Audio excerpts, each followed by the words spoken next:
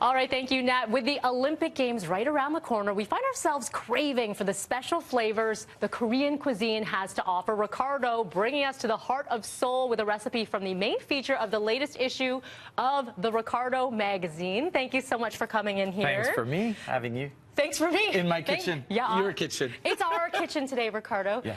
And you know what? It's going to be your kitchen, too, because we want to go right into the pantry because a lot of people are talking about the Korean flavors, and it's easy if you have the right ingredients. It was very trendy in big cities in the country, but now with the Olympics, it's spreading around.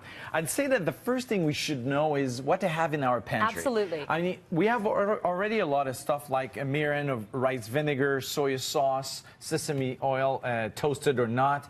But one thing they have we don't use enough, I'd say, fermented pepper paste. And what is it that it brings out? It really like a bit of heat. Bit of heat, yeah. But a lot of depth. The flavor that adds, it's fantastic. Okay. They have also something we don't use, and I've discovered it's great. It's plum syrup. You have to taste this before we actually cook. Just just a little bit. And you can put this on what? Oh, I mean, they use this in savory stuff. Isn't this good? It's nice. I can see what you mean. You can put it on a you savory could put dish. This on ice cream, it'd be great. So, delicious. Okay. The so dish I want to make today is called a bibimbap. It's kind of the shepherd's pie of, you know, the Americans or the spaghetti of Italians. It's really a basically family dish made with rice. Lots of different things in it. But flavor, exactly. So what I do is either at my restaurant, I use the rock ball, okay, like this. You put this in the oven. Otherwise, take your cast iron like dish like this, put it in the oven until it's burning hot. Okay. Put some oil. And you're going to put a beef, it can be anything really. You can add any kind of meat. You're right. Today we're using ground beef, okay, with garlic and ginger, salt and pepper. That's it. Simple. And you just cook it until it's as brown like this. Okay. Take your rice, and you're the queen of the rice cooker. I love the rice cookers. And it changes your life when you have it really does. Press and go. Yeah. So you layer add your rice like this, and remember, this pan would be super hot. Okay. So the rice is going kind of sear and become crispy on the outside. This is really good with the texture. Now, not too crispy, right? You don't want to burn it. You don't want it to... Okay. Now I'm doing this, then you can do the rest. Now you want to make it nice looking. So you have your beef. Okay. Like you can add this. As you said, it could be fish. It could be whatever you your heart want. Desires. This is your protein. Okay. Then you can add... But different places. How do I open this up? Everyone to see what's in it. Oh, let me... Sorry. There we go. There we go. Okay.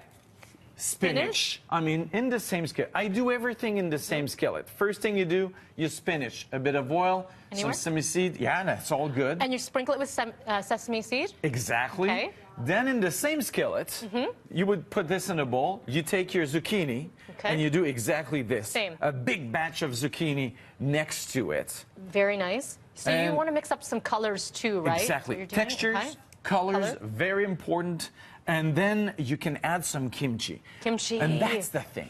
The Korean cuisine is great with fermented vegetables, a bit as our, I'd say, marinated vegetables. So this is toss it right beside? Exactly. Okay. Now, this is where the fermented peppers come in, right? It's good for your health. Okay. It's crispy, a bit of heat. Ooh. You put it next to it.